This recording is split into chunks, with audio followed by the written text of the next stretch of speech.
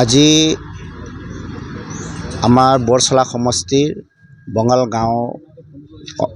অঞ্চলত এক সুন্দৰ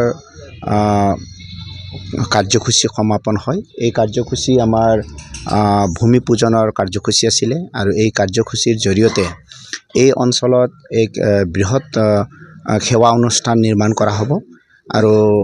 ইয়াত আহি মোক অনুভৱ হৈছে যে এই যেটো সেৱা আশ্ৰমৰ চাৰিওপিনে যথেষ্টখিনি মাটি আছে, প্ৰায় 20 বিঘাতকৈ অধিক মাটি আছে আৰু এই মাটিত আমাৰ সেৱা আশ্ৰম ভৱিষ্যতত যাতে ইয়াত সকলো ধৰণৰ সেৱা মানুহে লাভ কৰিব পাৰে, বিশেষকৈ স্বাস্থ্যৰ কাৰণে সেৱা লাভ কৰিব পাৰে, তেনে ধৰণৰ এক ভৱিষ্যতৰ কাৰণে পৰিকল্পনা চিন্তা চৰ্চা কৰা হৈছে আৰু এই সেৱা ভাৰতীৰ জৰিয়তে এই প্ৰকল্প আঁচনি আৰম্ভ হ'ব। তো আমি ইয়াৰ কাৰণে আমাৰ মাননীয় মুখ্যমন্ত্ৰী মহোদয়ৰ ফালৰ পৰা বা আনটাইডৰ ফালৰ পৰা আমি 60 লাখ টকা আবণ্টন কৰিছোঁ আৰু মই ভাবোঁ এই পুঁজিৰ জৰিয়তে ইয়াত এক সুন্দৰ ভৱন নিৰ্মাণ হ'ব আৰু লগে লগে আমাৰ